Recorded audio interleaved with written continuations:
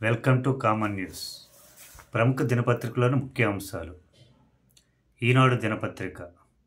పేదల బియ్యం బొక్కింది వైకాపా ప్రభుత్వంలో పెద్దలే. అక్రమ నెట్వర్క్ను రూపొందించింది అత్యున్నత స్థానంలోని ప్రజాప్రతినిధులే. వారి వెన్నుదన్నుతోనే వ్యవస్థీకృతంగా బియ్యం స్మగ్లింగ్. చర్యలు లేకుండా రాజకీయంగా శిక్షణ. వైకాపా హయాంలో వీళ్ళనుకున్న మాఫియా. ప్రభుత్వానికి విజిలెన్స్ అండ్ ఎన్ఫోర్స్మెంట్ విభాగం నివేదిక. వైకాపా హయాంలో వ్యవస్థీకృతంగా తయారైన రేషన్ బియ్యం స్మగ్లింగ్ దందాలు అప్పట్లో అత్యున్నత స్థానంలో ఉన్న ప్రజాప్రతినిధులే సూత్రధారులని విజిలెన్స్ అండ్ ఎన్ఫోర్స్మెంట్ విభాగం తేల్చింది.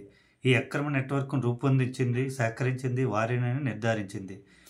వీరు ఈ స్మగ్లింగ్లో భాగస్వాములకు రాజకీయంగా రక్షణ కల్పించారని, వారిపై ఎలాంటి చర్యలు లేకుండా కాపాడారని గుర్తించింది. అత్యున్నత స్థానంలోని ప్రజాప్రతినిధుల ప్రమేయం లేవల్లే ఎన్ఫోర్స్మెంట్ ఏజెన్సీల నుంచి ఏ విధమైన ఆటంకాలు లేకుండా ఈ స్మగ్లింగ్ నిరాటంకంగా కొనసాగిందని తేల్చింది. 2019-24 మధ్య ఈ మాఫియా వేళ్ళు ఆనుకుని పోయినట్లు నిర్ధారించింది. రాష్ట్రంలో రేషన్ బియ్యం స్మగ్లింగ్ మాఫియాపై లోతైన విచారణ జరిపి విజిలెన్స్ విభాగం ఈ మేరకు తాజాగా ప్రభుత్వానికి సమగ్ర నివేదిక సమర్పించింది. అత్యున్నత స్థానంలో అంతా కుమ్మక్కై మాఫియాను నడిపించినట్లు పేర్కొంది. అక్రమాలు బయటపడిన అంతా గప్చుప్. రుషికొండ హరిత రిసార్ట్ తొలగింపులో విలువైన ఫర్నిచర్, ఏసీలు మాయం. యాత్రి నివాస్ ఆధునీకరణ పనుల అంచనా వ్యయం 5 కోట్లకు పెంపు. అధికారుల కమిటీలో అక్రమాలు నిర్ధారించిన బాధ్యులపై చర్యలు లేవు. విశాఖలో రుషికొండ హరిత రిసార్ట్ను వైకాపా ప్రభుత్వం కూల్చేసినట్లు విలువైన ఫర్నిచర్, ఏసీలు, ఇతర వస్తువులు మాయమై వీటి విలువ 3 నుంచి 5 కోట్లు ఉంటుందని అంచనా. దీనిపై వచ్చిన ఫిర్యాదులపై త్రిసభ్య కమిటీ విచారించి వస్తువులు మాయమైన విషయాన్ని నిర్ధారించింది. ధన్ఖడ్పై అవిశ్వాస తీర్మానం. ఇండియా కూటమి నోటీసు. రాజ్యసభ చైర్మన్ పక్షపాతిగా వ్యవహరించారని ఆరోపణ. పార్లమెంట్లో మంగళవారం కీలక పరిణామం చోటు చేసుకుంది. స్వతంత్ర భారతదేశ చరిత్రలో తొలిసారిగా విపక్షాలు రాజ్యసభ చైర్మన్పై అవిశ్వాస తీర్మానానికి గాను నోటీసులు అందించాయి. ఎగువ సభ నిర్వహణలో చైర్మన్ జగదీష్ ధన్ఖడ్ వివక్ష చూపుతున్నారని ఇండియా కూటమి పార్టీలు ఆరోపించాయి. కూటమి తరపున కాంగ్రెస్ నేతలు జైరాం రమేష్, నజీర్ హుజైన్ ఈ నోటీసును రాజ్యసభ సెక్రటరీ జనరల్ పిసి మోదీకి అందజేశారు. Congress, RJD, TMC, CPI, CPIM, JMM, AAP, DMK, Samajwadi పార్టీలకు చెందిన 60 మంది ఎంపీలు దీనిపై సంతకం చేశారు. అవిశ్వాస తీర్మానం నోటీసుపై కాంగ్రెస్ అధ్యక్షుడు Mallikarjuna Kharge, Congress parliamentary party chairperson Sonia Gandhi, విపక్షాలకు చెందిన వివిధ పార్టీల రాజ్యసభాపక్ష నేతలు సంతకాలు చేయలేదని తెలిసింది. సరికొత్తగా ఏకరూప దుస్తులు, బ్యాగులు మారాయి. పార్టీల రంగులు, నేతల బొమ్మలు లేకుండా రూపకల్పన. సర్వేపల్లి రాధాకృష్ణ విద్యార్థి మిత్ర కిట్టులో భాగంగా ఇచ్చే ఏకరూప దుస్తులు, బెల్టులు, బ్యాగులు రంగులను ప్రభుత్వం మార్పు చేసింది. రాజకీయ పార్టీలకు సంబంధించిన రంగులు, రాజకీయ నేతల బొమ్మలు లేకుండా వీటిని తీసుకొస్తున్నారు. బెల్టుల అంచులకు నలుపు రంగు, మధ్యలో తెలుపు రంగు ఉన్న వాటిని ఇవ్వనున్నారు. రాజధానిలో మరో 8,821.14 కోట్ల పనులకు ఆమోదం. ముఖ్యమంత్రి అధ్యక్షతన సిఆర్డీఏ అథారిటీ సమావేశంలో నిర్ణయం. ఇప్పటి వరకు మొత్తం 20,288 కోట్ల పనులకు అనుమతి. రాజధాని అమరావతిలో మరో 8,821.14 కోట్ల పనులకు సిఆర్డీఏ అథారిటీ ఆమోదం తెలిపింది. ముఖ్యమంత్రి చంద్రబాబు అధ్యక్షతన మంగళవారం సచివాలయంలో జరిగిన అథారిటీ 42వ సమావేశంలో 20 పనులకు ఆమోదం తెలిపారు. ఈ నెల 2వ తేదీన జరిగిన 41వ సమావేశంలో 11,467.27 కోట్ల పనులకు ఆమోదం లభించింది.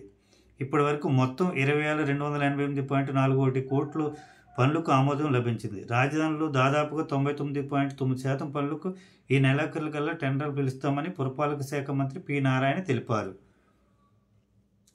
అజాతశత్రు ఎస్ఎం కృష్ణ ఇక లేరు. కర్ణాటక ముఖ్యమంత్రిగా అభివృద్ధి ముద్ర, విదేశాంగ మంత్రిగాను సేవలు. జీవితమంతా కాంగ్రెస్లో, చరమాంకంలో భాజపాలోకి.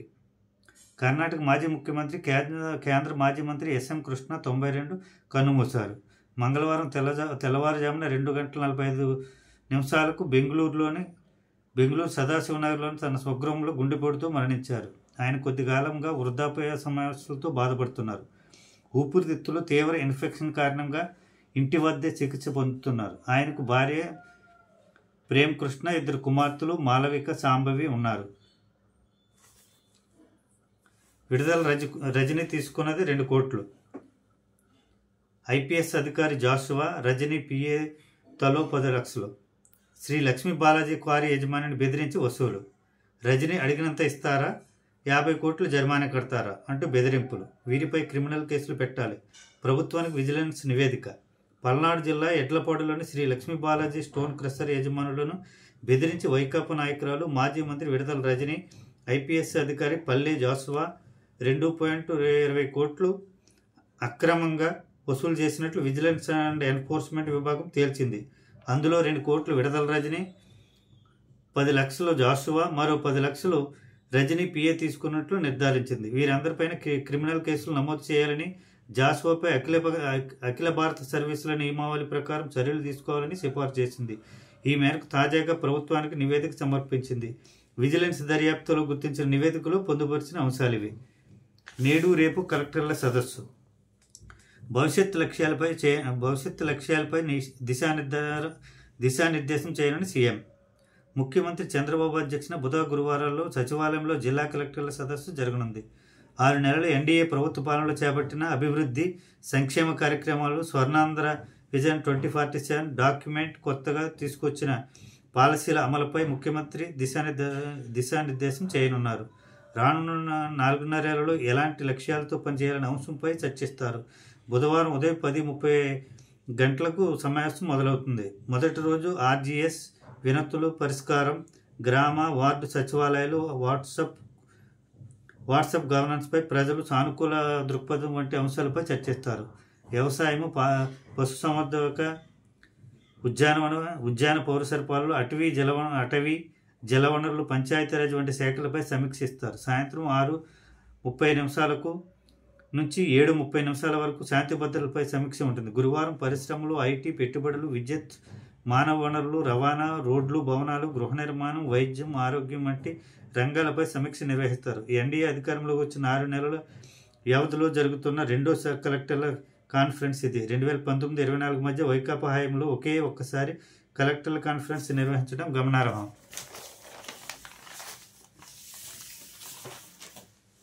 సాక్షి దినపత్రిక. High voltage shock.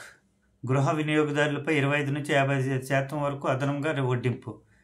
నవంబర్ బిల్లులో 6,000 కోట్లకు పైగా కరెంట్ ఛార్జీలు వాతలు. వచ్చే నెల నుంచి పడనున్న మరో 9,412.50 కోట్ల భారం. ఛార్జీలు తగ్గిస్తామని ఎన్నికల ముందు నమ్మబలికిన చంద్రబాబు అధికారంలోకి రాగానే 15,485.36 కోట్లు ఛార్జీల బాధుడు. అదనంగా పెరిగిన విద్యుత్ ఛార్జీలు చూసి నివ్వెరపోతున్న వినియోగదారులు. పేద మధ్యతరగతి చిరు వ్యాపారులకు కూటమి సర్కారు వరుస షాకులు. వాడకం తక్కువగా ఉండే శీతాకాలంలోనే ఇంత షాకులు ఇస్తే ఇక రానున్న నెలల్లో కరెంటు మంటలే. ఓట్లేయండి తమ్ముళ్ళు, అధికారంలోకి వస్తే విద్యుత్ ఛార్జీలను పెంచాం, పైగా తగ్గిస్తాం, నేను గ్యారంటీ అంటూ ఎన్నికల ముందు హామీ ఇచ్చి అధికారంలోకి వచ్చిన చంద్రబాబు కూటమి ప్రభుత్వం 5 నెలలకే మాట తప్పి రాష్ట్ర ప్రజలకు వరుసగా విద్యుత్ షాకులు ఇస్తుంది. సూపర్ 6 హామీలను తుంగలో తొక్కినట్లుగానే విద్యుత్ ఛార్జీలపై చేసిన వాగ్దానాన్ని మరిచి ప్రజలను చంద్రబాబు మోసం చేస్తున్నారు. విద్యుత్ ఛార్జీల మోత మోగిస్తూ హై వోల్టేజ్ షాకులు ఇస్తున్నారు.